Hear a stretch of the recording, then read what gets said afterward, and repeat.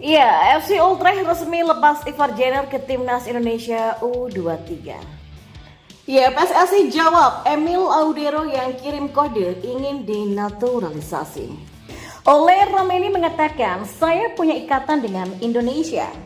Dan yang terakhir, prediksi susunan pemain timnas Indonesia di Piala Asia U23 2024 formasi mengirikan milik Garuda Muda. Kamus Bola coba merangkumnya di sini untuk Anda bersama saya.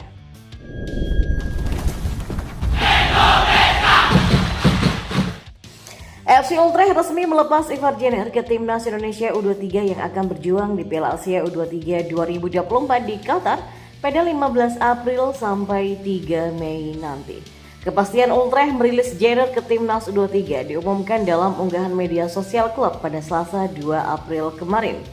Ivar Jenner pergi ke pemusatan latihan bersama yaitu timnas Indonesia Muda dalam persiapan untuk Piala Asia AFC U23, tulis Utrecht. Ya, Ivar Jenner pada musim ini tercatat 3 kali masuk ke dalam daftar susunan pemain Utrecht di Eredivisie, tahu kasta tertinggi Liga Belanda. Akan tetapi pemain 20 tahun tersebut belum mendapatkan kesempatan bermain di Liga Belanda. Penampilan Jenner lebih banyak di Eerste Divisie atau kasta kedua Liga Belanda bersama Utrecht U21 dengan 11 kali tampil dan memberikan 1 assist. Berkat lobby yang dilakukan oleh PSSI kepada Utrecht, pemain kelahiran Utrecht ini diizinkan membela Garuda Muda di Piala Asia U23 2024 nanti.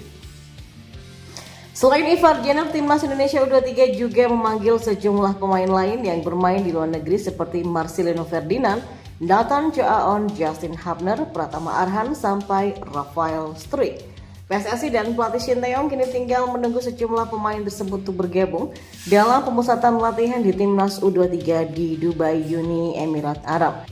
Ya, PSSI angkat bicara menyikapi kiper keturunan yang bernama Emil Audero yang mengirimkan kode ingin dinaturalisasi. Indikasinya dilihat dari bio Instagram Emil Audero yang mencantumkan emoji bendera Italia dan Indonesia. Emil punya darah Indonesia dari ayahnya. Kiper Inter Milan tersebut tercatat lahir di MTB Mataram.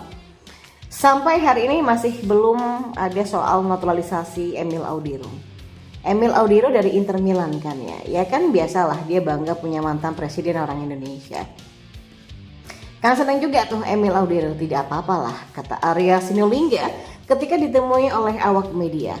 Sebetulnya PSSI sedang mengurus proses naturalisasi dari kiper FC Dallas yang bernama Martin Paes. Akan tetapi proses naturalisasinya kini terganjal masalah.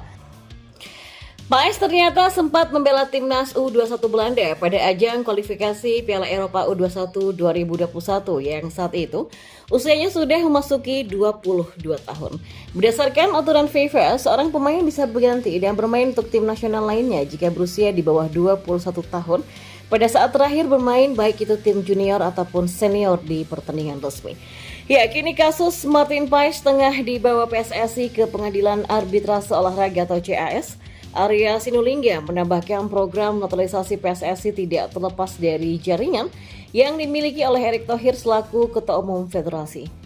Ada yang unik memang, kita kan beruntung punya ketua umum yang orang pernah ikut di Inter Milan ya kan? Dia jaringannya juga luas, kemudian dia juga sampai hari ini masih punya klub di Inggris, jadi orang mengakuin jaringannya dia. Jadi ketika dia cari yang berdarah Indonesia itu informasinya kan banyak dan beliau itu juga punya tim, kata Arya Sinulinga. Selain itu semua pemain naturalisasi pastinya berdasarkan rekomendasi dari pelatih Sinteyong. Setelah itu kita kan kasih tahu nama Sinteyong sama pelatih. Ini ada pemain nih, lu tertarik enggak? Ya sepanjang yang diusulkan oleh Pak Erik kayaknya Sinteyong tertarik semua karena emang bagus-bagus. Karena nggak pernah diperkirakan kok sampai bisa seperti ini kita dapat. Ya kemudian Pak Erik bakalan langsung one on one dengan pemainnya itu lewat video call biasanya. Dan dia akan diskusi dengan pemainnya dan Pak Erik bakal paparkan, kata Arya. Terbaru, PSSI juga sudah merampungkan proses naturalisasi 3 pemain keturunan. Mereka adalah Tom Hei, Ragnar Oratmangun, dan juga Nathan Coaon. Ketiganya pun juga sudah menjalani debut bersama timnas Indonesia pada lanjutan putaran kedua Grup F kualifikasi Piala Dunia 2026 zona Asia kontra Vietnam di medio Maret 2024. Ya, penyerang FC Utrecht Ole Romeni mengungkapkan bahwa dirinya punya ikatan dengan Indonesia karena nenek dan ibunya lahir di sana. Hal itu diungkapkan Romeni ketika berbincang di podcast Football Premier terkait pendekatan PSSI untuk menaturalisasinya. Pemain berusia 23 tahun ini mengaku banyak mendengar cerita mengenai Indonesia. Itu sebuah kebanggaan ya, karena nenek dan ibu saya lahir di sana di Indonesia. Jadi saya mendengar banyak cerita dan punya ikatan dengan negaranya, ujarnya. Jadi saya banyak membicarakan hal ini dengan keluarga juga teman-teman. Ini sangat menarik karena Anda benar-benar bisa menjadi contoh dan menginspirasi orang-orang dalam jumlah yang banyak. Jadi itu merupakan kesempatan yang menyenangkan, ujarnya lagi. Romeni juga mengaku sudah berkomunikasi dengan Ketua Umum PSSI Erick Thohir ketika soal naturalisasi agar bisa memperkuat timnas Indonesia. Namun Romeni masih mempertimbangkan dengan matang untuk bermain bersama timnas Indonesia karena masih memimpikan bisa berseragam timnas Belanda. Ya, kehadiran Romeni yang berposisi striker sangat cocok dengan kebutuhan timnas Indonesia yang masih kekurangan pemain tajam di posisi penyerang.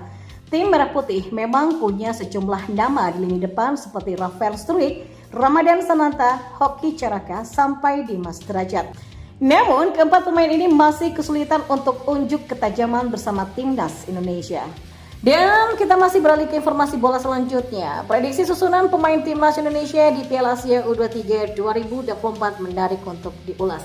Ya, pelatih Garuda Muda Sinteyong bakal mengeluarkan racikan terbaik untuk menumbangkan rival-rival di fase grup nantinya. Piala Asia U23 2024 digelar di Qatar pada 15 April sampai 3 Mei nanti. Timnas Indonesia U23 masuk ke grup A bersama Australia, Yordania, dan tuan rumah Qatar.